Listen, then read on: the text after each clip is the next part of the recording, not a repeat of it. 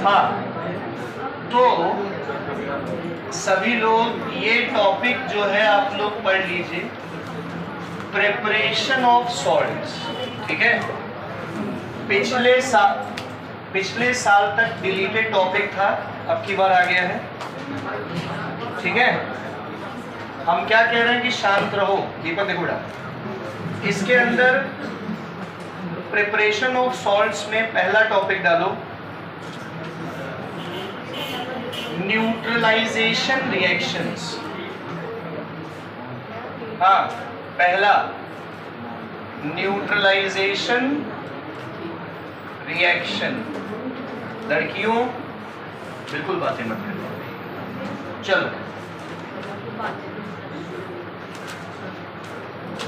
Neutralisation reaction, इसी के bracket में लिखो titration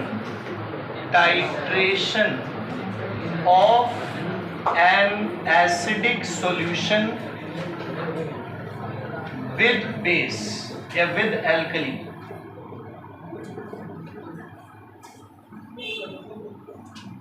titration of an acidic solution with alkali. हाँ,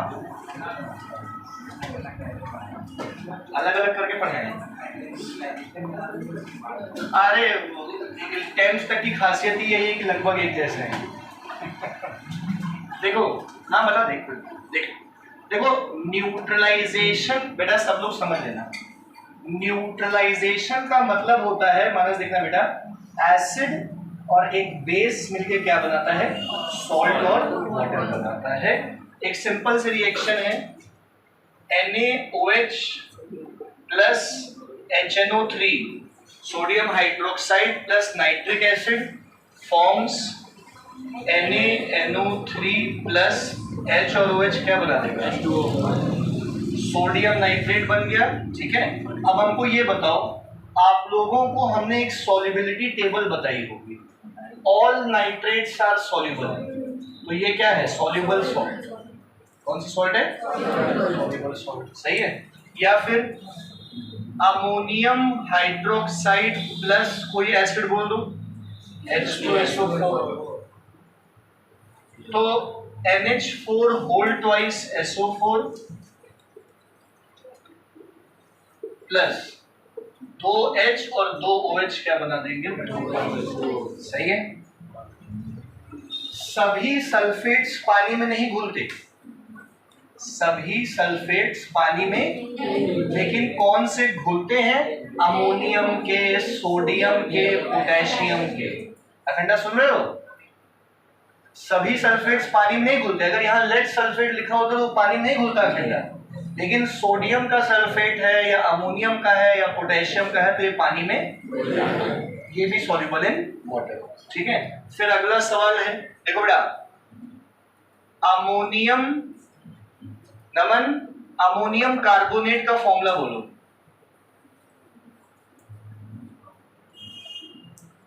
नमन,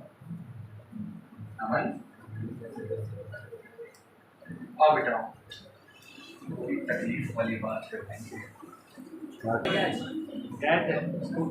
हाँ देखो इधर, सभी लोग इधर देखोगे, अमोनियम कार्बोनेट क्या होता है, NH4 प्लस होता है, CO3 क्या होता है, तो फॉर्मूला क्या बनेगा, NH4 होल ट्वाइस CO3 में अगर HCl डाल दिया तो 2 NH4 और 2 Cl क्या बना देंगे, 2NH4Cl, तो H2CO3 ना बन के क्या बनेगा, H2O प्लस CO2। बोलो बात समझ में आ रही है, ठीक है। तो ये सभी सॉल्युबल सॉल्ट्स के बारे में हम बात कर रहे हैं, ठीक है।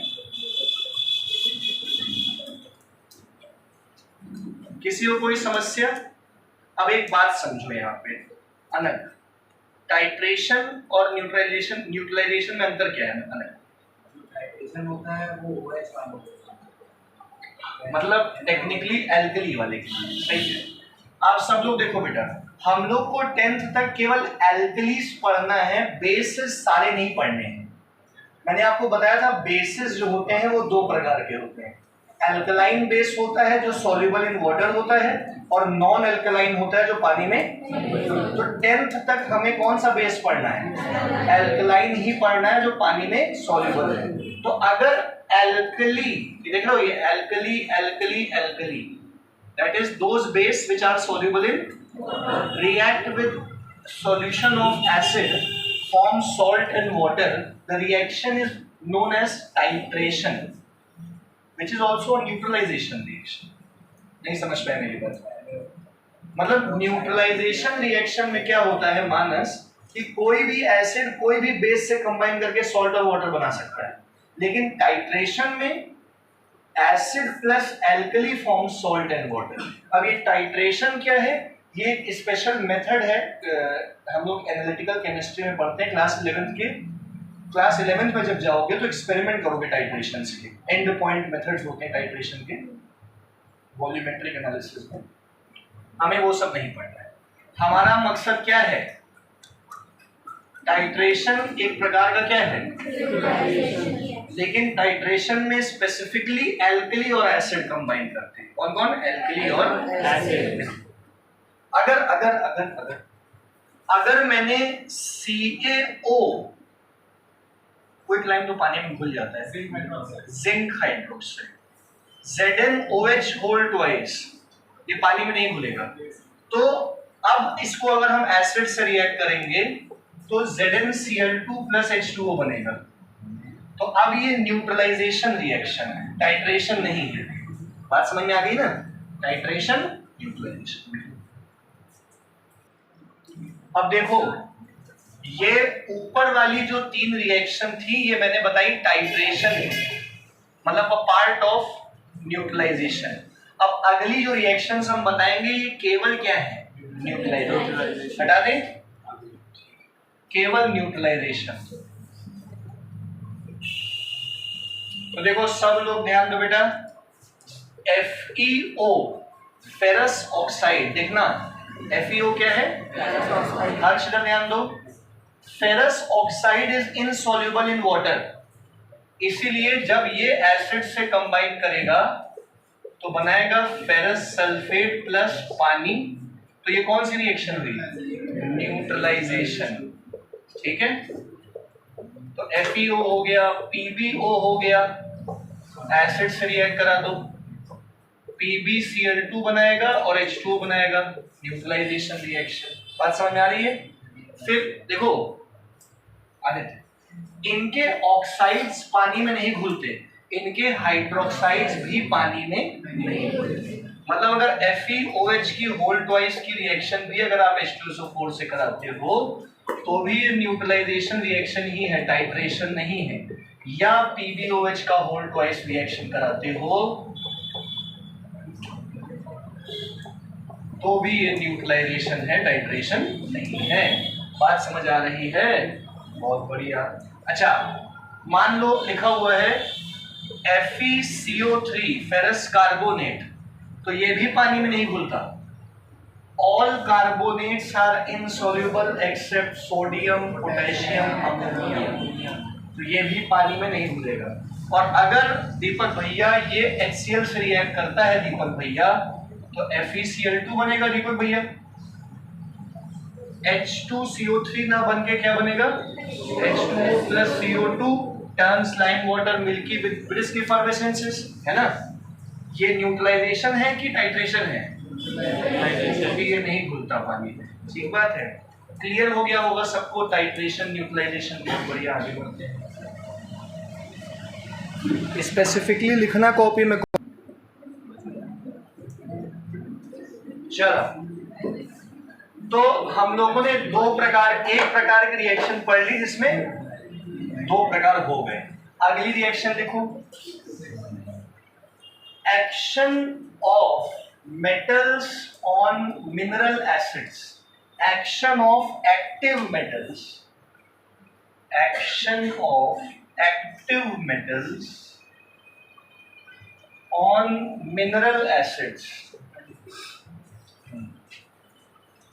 action of active metals from mineral acids। देखो नजरें बोर्ड पे रखना, नजरें, ठीक है भैया। Zn plus H2SO4, ZnSO4 plus H2। आप लोगों को ये बात तो पता ही सबको, ली के ना का मग अल सन पी, बस ऑप्शन आपको छोड़ो, ठीक है। एक्टिविटी सीरीज देखो, पोटेशियम, इसको छोड़ दो, लिथियम को। पोटेशियम, विशु सो गई क्या बेटा? Potassium, sodium highly active metals acids के साथ रिएक्ट करके सॉल्ट और हाइड्रोजन बनाते हैं, मतलब सॉरी, हाँ ठीक है। तो ये सारे के सारे क्या है? एक्टिव मेटल्स हैं, ठीक है। अभी आपने इनकी रिएक्टिविटी पढ़ी है पहले भी, कि ये पानी से रिएक्ट कर जाते हैं, कोल्ड वाटर से हाइड्रोजन बनाते हैं और वॉयलेंटली रिएक्ट करते हैं। ये भी पानी से, ठंडे पानी से रिएक्ट करता है पर वॉयलेंटली नहीं करता है। ये सारे पानी से रिएक्ट करते हैं, लेकिन पानी गर्म करना पड़ता है और इनको भी गर्म करना पड़ता है, ठीक है। एसिड से सभी रिएक्ट करेंगे, सभी एसिड से रिएक्ट करेंगे खतरनाक तरीके से। इसलिए कोशिश ये की जाती है कि इनकी रिएक्टिविटी बहुत ज्यादा है, इसलिए इनको एसिड से रिएक्ट ना के बराबर कराया जाता है। करते हैं लेकिन वॉलेंटली कर लेंगे, तो ये सारे एसिड से बढ़िया रिएक्ट करते हैं। तो Zn plus H2SO4, ZnSO4 plus H2, Fe plus 2HCl क्या बनाएगा? FeCl2 plus H2। और बोलो, एल्यूमिनियम प्लस H2SO4। एल्यूमिनियम की वैलेंसी क्या होती है? 3। Al2SO4 का प्लस H2, बैलेंस कर लोगे? 2 3 3, सही है ना? ये हो गया। मतलब इनको भी आप कराना चाहो तो करा सकते हो, सोडियम पोटेशियम को, लेकिन मत कराओ क्योंकि ये बहुत खतरनाक रिएक्ट कर जाएंगे एसिड से। इनको कराओ, मग अल जन पी, कॉपी चल जाएगी ना। हाँ वही तो इन्हीं को कराओ, उसको भी कराना कराओ लेकिन मत कराओ। सुन रहे हो? मैग्नीशियम से भी कर लो, मैग्नीशियम में HCl डाल दो, MgCl2 प्लस H2 बन जाएगा, MgCl2 प्लस H2। तो ये जो सारी रिएक्शन है, इसमें मेटल एसिड से रिएक्ट कर रहा है। मेटल किससे रिएक्ट कर रहा है? कौन सी गैस निकल रही है? पॉप साउंड, है ना? कैसे निकलती है? हाँ, हार्दिक निकाल देता है। अच्छा ठीक है, चलो सब लोग समझ गए। इन सभी रिएक्शंस को इन सभी रिएक्शंस को सिंपल डिस्प्लेसमेंट रिएक्शन कहते हैं, सिंपल डिस्प्लेसमेंट भी कहते हैं, ठीक है। कोई समस्या? अच्छा, इसी से मिलती जुलती नहीं लेकिन अलग एक रिएक्शन है डायरेक्ट कॉम्बिनेशन या डायरेक्ट सिंथेसिस। डायरेक्ट कॉम्बिनेशन या डायरेक्ट, नजरें बोर्ड पे रखो, नजरें नजरें, यही सारे एक्टिव मेटल्स, सुन रहे बेटा? एल्यूमिनियम, जिंक, आयरन, यही सारे active metals Zn plus S gives ZnS, Fe plus S gives Fe plus Cl2। अब यही वाली रिएक्शन, हाँ क्या करना है आपने? हाँ वो भी वो सॉल्युबल टेबल में है। हम कहना क्या चाह रहे हैं, ये वाली रिएक्शन प्राण है, समझो प्राण। इधर देखना, दिख रहा है आंखों से? मानस देखो बेटा, FeCl2 से कंबाइन करके FeCl2 नहीं बनाता है, FeCl3 बनाता है, ferric chloride. 2 Fe plus 3 Cl2 gives, अगर Fe HCl से रिएक्ट करेगा तो सिंपल डिस्प्लेसमेंट से FeCl2 फेरस क्लोराइड बनेगा, Rn2 क्लोराइड बनेगा। लेकिन अगर Fe डायरेक्ट क्लोरीन से कंबाइन करेगा आशीष भैया, तो डायरेक्ट सिंथेसिस से फेरिक क्लोराइड बनेगा, फेरस क्लोराइड नहीं बनेगा। बोलो बात समझ आई? आई तो लिख लो, Zn प्लस Cl2 ZnCl2 ही बनेगा।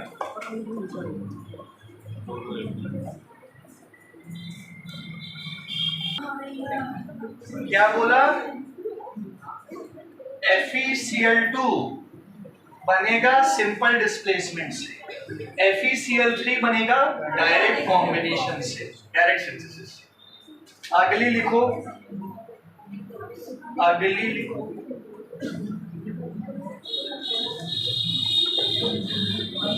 नमन, बहुत मजा आ रहा है तुमको बेटा, थोड़ा सीरियस हो जाइए। अच्छे हैं स्टूडेंट तो फिर नंबर भी अच्छे लाने हैं, उसके लिए सीरियस होना पड़ेगा, है ना, कि 80% चल जाएगा। चलो लिखो बेटा, अगला टॉपिक डालो, प्रेसिपिटेशन रिएक्शन। हाँ यशिका,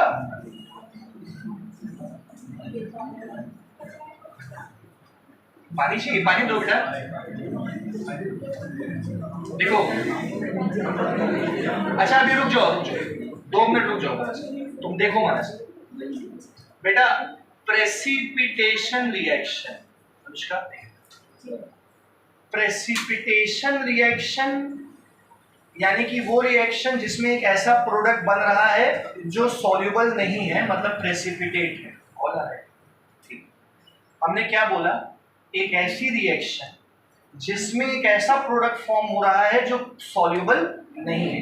जैसे बॉर्नवीटा में कभी कभी दूध के अंदर नीचे रह जाता है, प्रेसिपिटेट के फॉर्म में नहीं घुल पाता है पूरी तरीके से।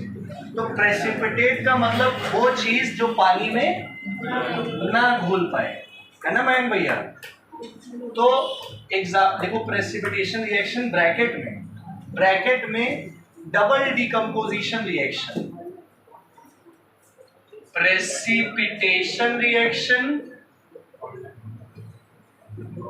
या डबल डिकम्पोजिशन रिएक्शन या डबल डिस्प्लेसमेंट रिएक्शन। मतलब समझ गए? प्रेसिपिटेट बनेगा, क्या बनेगा? डबल डिस्प्लेसमेंट होगा, है ना? ये जो कहो कह लो। आओ देखो, अभी एग्जांपल के तौर पे रिएक्शन लिखिए।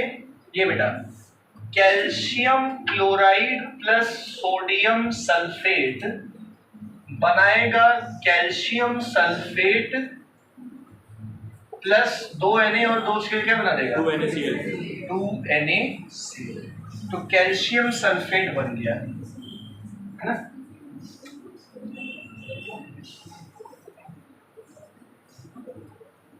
सबको क्लियर हो गया? अच्छा, सभी सल्फेट सॉल्युबल होते हैं लेकिन कैल्शियम सल्फेट सॉल्युबल नहीं होता। कैल्शियम बेरियम लिखवाया होगा उसमें, ठीक है? तो ये इनसॉल्युबल प्रेसिपिटेट है। ये क्या बन गया? Insoluble precipitate. और नमक तो पानी में घुलता ही है, ठीक है? आगे देखो, कौन बताएगा? मयंक, लेड नाइट्रेट का फॉर्मूला बोलो। हाँ, PbNO3 होल ट्वाइस में क्या डालते हैं मैम? बताओ बेटा, जो मन करे तुम्हारा। अमोनियम कार्बोनेट डाल दो, NH4 होल ट्वाइस CO3, तो क्या बनाएगा? PbCO3 प्लस NH4NO3 कितने बनेंगे? 2। अब हमको ये बताइए बेटा, ऑल नाइट्रेट्स आर सॉल्युबल, तो ये तो सॉल्युबल है, ये क्या है? तो यही प्रेसिपिटेट हो गया। समझ गए? समझ में आ रहा है? बहुत सिंपल है बेटा। अगला देखो, बस यही रिएक्शन है, कुछ है थोड़ी इसमें। आगे बताओ। चलो एक काम करते हैं, लेड नाइट्रेट में नमक डाल दो, लेड नाइट्रेट में नमक डाल दो, क्या बनेगा? PbCl2 plus 2NaNO। भाई ये तो घुलता है, और ये क्या हो गया? अच्छा, लेड क्लोराइड किसी में तो घुलता था, गर्म पानी में। ये ठंडे पानी में नहीं घुलेगा, ये किस में घुलेगा? अब यही क्वेश्चन एक बन गया खंडा, क्या बना खंडा question? Name a salt which is soluble in hot water but insoluble in cold water, PbCl। आ गया खंडा समझ में? ठीक बेटा, आगे देखो। बस ऐसी ही है सारी रिएक्शंस प्रेसिपिटेट, और कई प्रेसिपिटेशन रिएक्शंस तो हमने पढ़ी थी, याद करो। अरे gelatinous white, dirty green, reddish brown, white, chalky white, pale blue, ये सारी प्रेसिपिटेशन रिएक्शन ही तो थी। तो वो भी प्रेसिपिटेशन रिएक्शन थी, ये भी प्रेसिपिटेशन। एक आखिरी और कर लो, silver nitrate plus sodium chloride. Silver nitrate plus क्या बनेगा? AgCl प्रेसिपिटेट बनेगा व्हाइट कलर का, और NaNO3 सॉल्युबल। आ गया सबको समझ में? ये 4 प्रकार या 5 प्रकार के रिएक्शंस हम लोगों ने पढ़े, समझ में आ गया? एक चीज और है बस, इतना बच गया,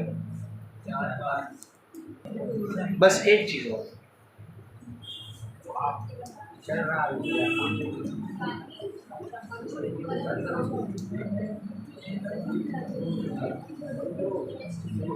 नहीं बंद कर दी क्या?